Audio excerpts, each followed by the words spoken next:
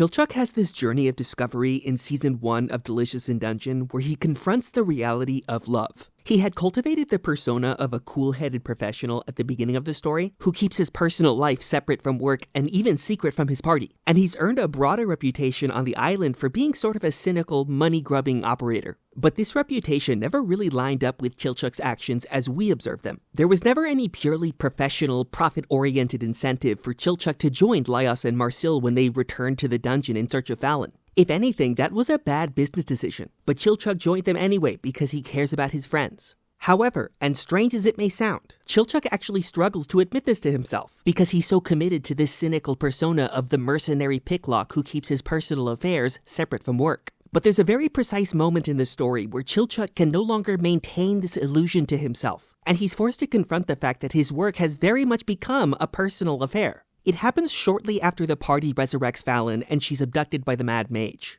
Chilchuck begins to realize that the party will almost certainly be marching into the jaws of death if they advance any further in the dungeon, and so he starts scheming up ideas for how to trick Laios and Marcille to return to the surface with him, because he knows they'll never go willingly. And Chilchuck initially plays off these schemes as an expression of cowardice, as though he's the one who's afraid of dying and that's why he wants the party to leave the dungeon. But then as Chilchuck begins to vent his feelings to a temporary orc companion named Lead, it gradually becomes clear that something else is bothering Chilchuck. He's angry at Laios and Marcille because of how reckless they are and how stupidly they gamble their lives day after day. Sometimes it seems as though they're asking to die.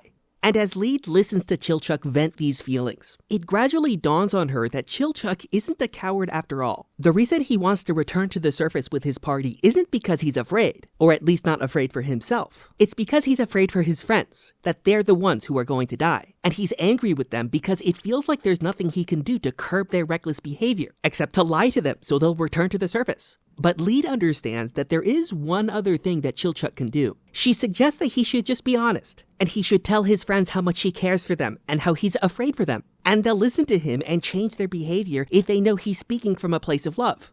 And something very strange happens when Chilchuck hears this advice. He kind of freaks out. His body freezes up and his eyes open wide with terror, as though he's suddenly experiencing a new kind of fear for the first time. I think that Chilchuck was afraid of what he felt inside himself when he recognized the truth in Lead's suggestion. Chilchuck had been repressing the love and care that he feels for his friends because it threatens the persona that he has developed for himself of the cynical lockpick who keeps his work strictly professional.